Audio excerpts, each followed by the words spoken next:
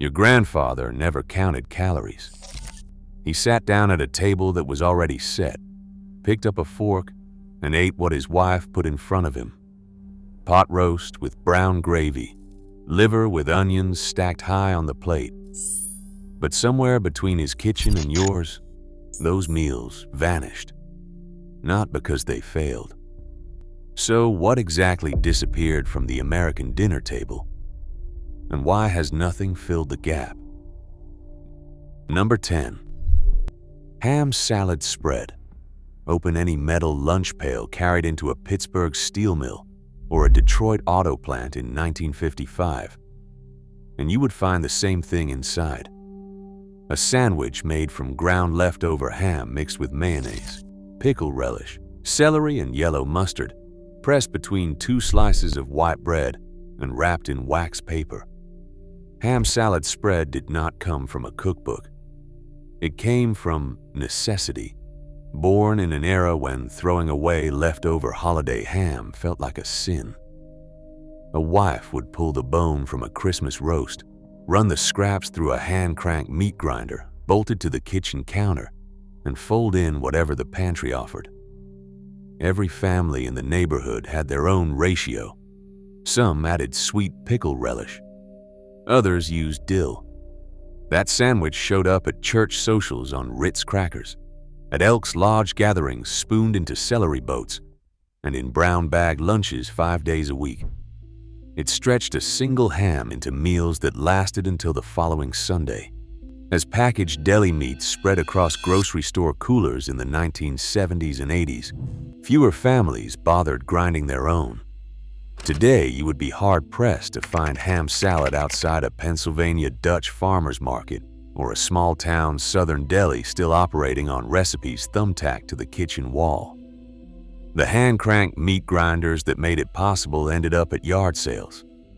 The wax paper rolls disappeared from kitchen drawers, and the lunch pails that carried those sandwiches into the factory became collectibles on antique store shelves, emptied of everything except memory.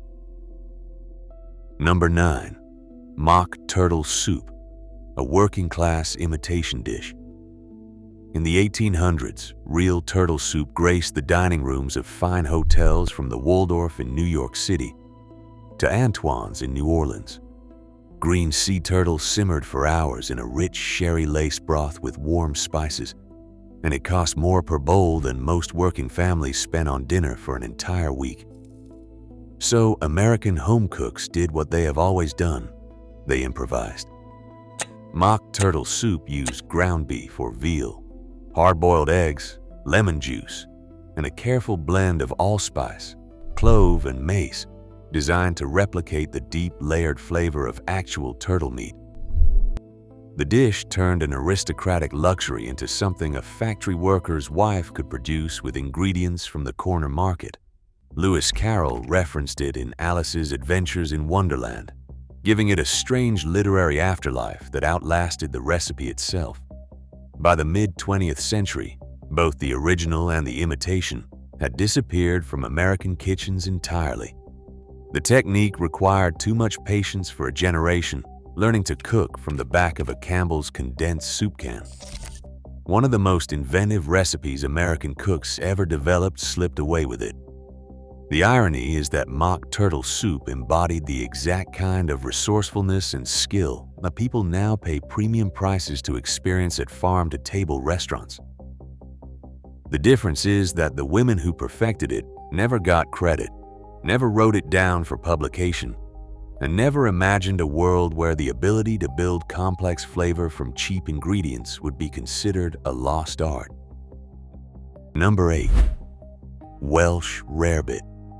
Between the 1890s and the 1960s, you could walk into any hotel grill room or men's club dining room in a major American city and order Welsh rarebit. Sharp cheddar cheese melted slowly into a thick sauce with dry mustard, Worcestershire sauce, a splash of dark ale, and a pinch of cayenne pepper, poured golden and bubbling over slices of toasted bread. Picture the scene. Oak-paneled walls, white linen tablecloths, cigar smoke curling toward pressed tin ceilings, while men in wool suits settled into leather chairs. Welsh rarebit belonged to the late-night supper, the meal ordered after the theater or before catching the midnight train out of Grand Central Terminal. That plate of melted cheese on toast represented something more than food. It represented a different relationship with time, a world where dining moved at conversation pace, and the act of eating together mattered as much as what ended up on the plate.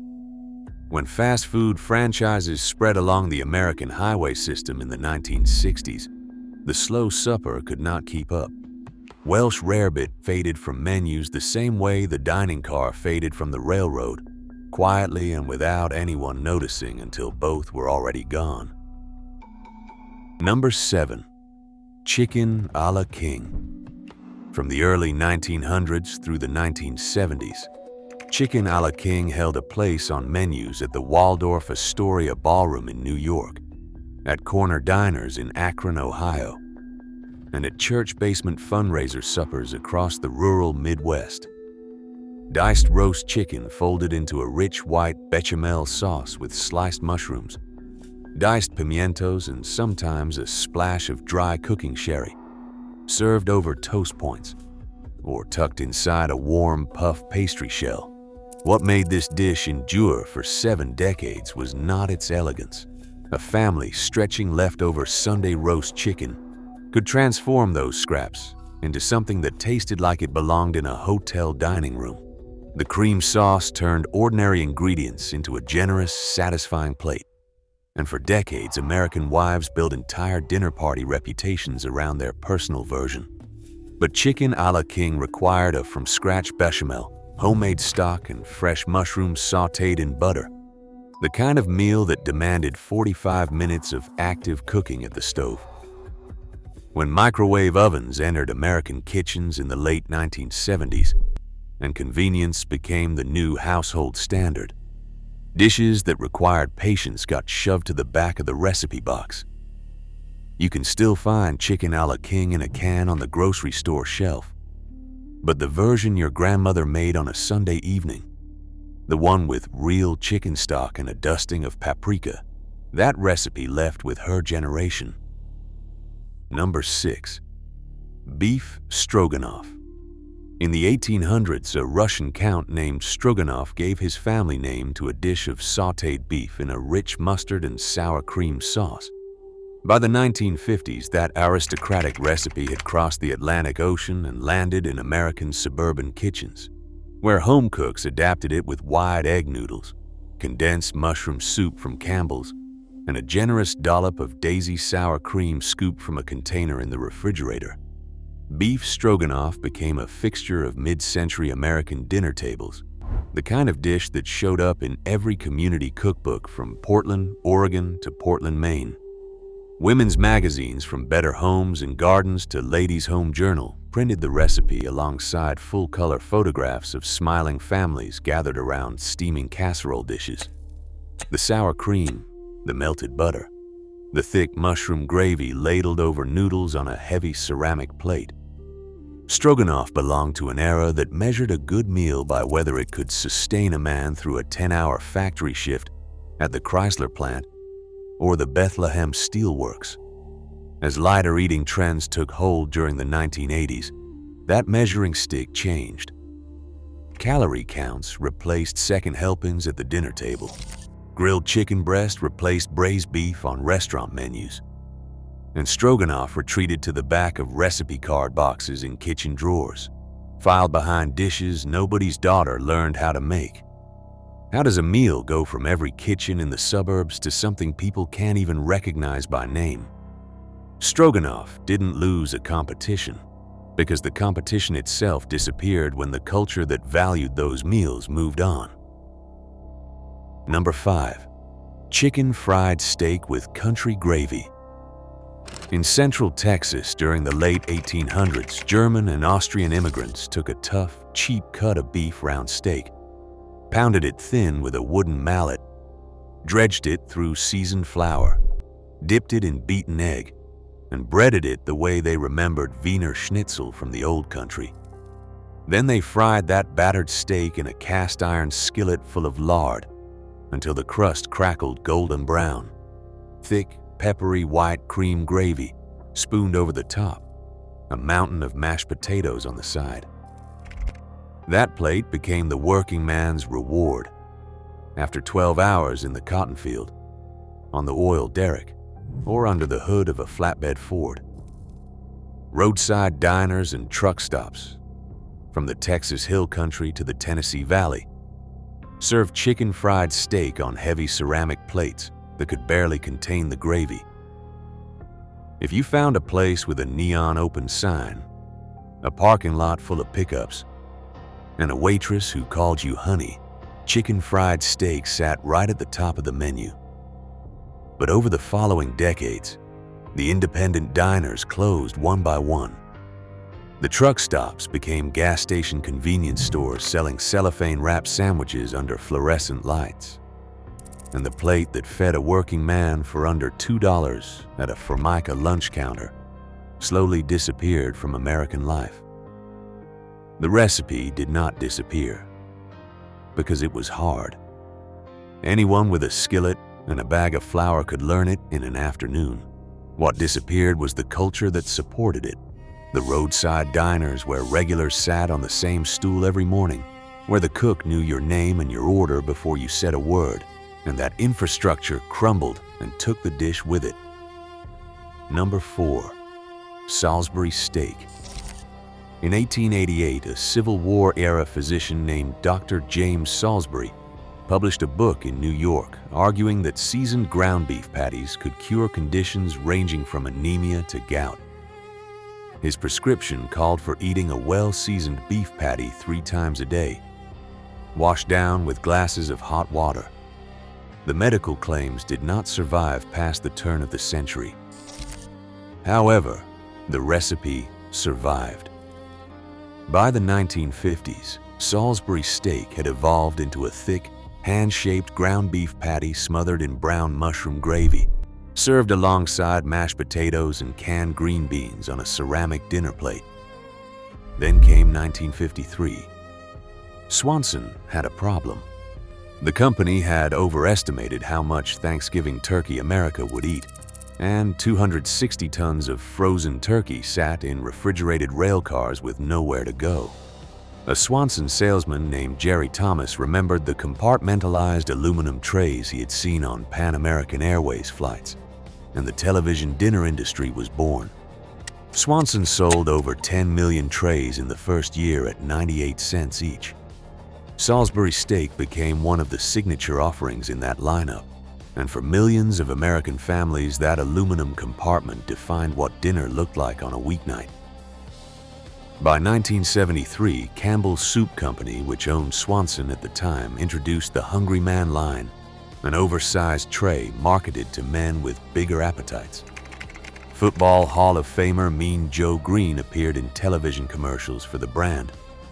The Salisbury steak tray, with its extra portion of mushroom gravy and a brownie in the dessert well, sold millions of units.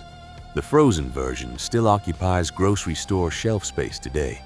But the homemade version, the one where someone seasoned ground beef with grated onion and Worcestershire sauce, shaped patties by hand, seared them in a hot skillet, and built the mushroom gravy from the fond left in the pan, that version followed the scratch kitchen into quiet extinction. If you are finding this worth your time, hit subscribe. We cover the foods, traditions, and forgotten corners of American life every week. Number 3, liver and onions. There is a reason your grandfather ate liver every week and never once complained about it. During the Depression era, calves' liver at the corner butcher shop cost pennies per pound, making it one of the cheapest sources of iron and protein any family could bring home. A thick slab of liver seared in a screaming hot cast iron skillet until the outside crisped and the center stayed pink. Then buried under a mound of sweet yellow onions, slow cooked in melting butter until they turned glossy and golden. Rich brown gravy pooled on the plate beside a hill of mashed potatoes, meant to catch every last drop. Mothers served it because the grocery budget demanded it, and because a single pound packed enough iron and B vitamins to keep a man standing through a double shift at the cotton mill or the coal mine. Fathers ate it without complaint, because their own fathers had done exactly the same thing at the same kitchen table a generation earlier. For decades, liver and onions rotated through weeknight dinner menus in working-class homes across America, alongside meatloaf, baked pork chops, and Sunday pot roast. Nobody announced its end. American palates drifted toward milder, blander flavors across the second half of the 20th century. Children pushed liver around the plate and refused to eat. Restaurant owners in Cleveland and Kansas City and Sacramento quietly pulled it from printed menus when plates came back untouched. By the 1990s, a full generation had grown up without ever tasting liver at all. 100 years of weeknight dinners erased from the American rotation without ceremony, and without a single dish stepping in to take its place at the table. Number 2. Creamed chipped beef on toast. The 1910 Manual for Army Cooks contained a recipe that called for 15 pounds of dried, salted chipped beef to feed 60 soldiers in a military mess hall. The preparation could not have been simpler. Dried beef simmered in a thick white cream sauce made from flour, butter, and cans of evaporated milk, seasoned with cracked black pepper and chopped parsley, then spooned over slices of toasted white bread.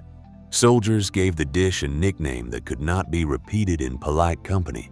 They called it SOS, short for something on a shingle. For generations of American servicemen, from the muddy trenches of World War I through the jungles of Vietnam, this meal showed up at breakfast, lunch, and sometimes dinner in mess halls, from Fort Bragg to Okinawa. However, not every soldier hated it.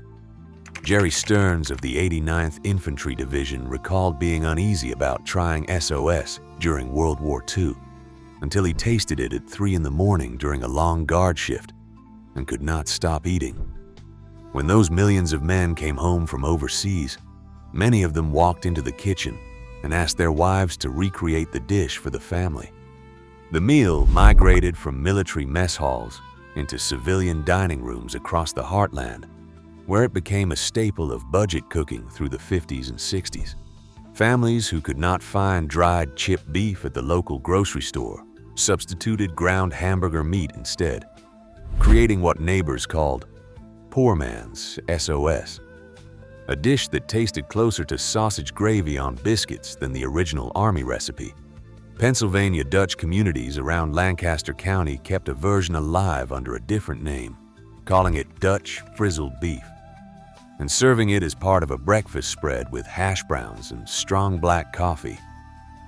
You can still find small glass jars of Hormel dried beef tucked on a bottom shelf at certain supermarkets, but the generation that craved it is growing smaller every year, and the meal that once connected a man's years of military service to his family's dinner table is fading alongside the men who remember why it mattered. Number 1. Kettle beef with dumplings. In the farmhouse kitchens of rural Missouri, home cooks built an entire family supper around the cheapest cut at the butcher counter. Rump roast, a tough, unfashionable piece of beef that nobody with money would choose, went into a heavy cast-iron Dutch oven, along with rendered bacon drippings, sliced yellow onion, a bay leaf, and whatever thyme or sage the back porch garden offered that season. The pot went onto the stove, the lid went on top, and for 3 unhurried hours, the collagen in that cheap cut of beef broke down into a rich, dark brown gravy that filled the kitchen with a smell you don't forget.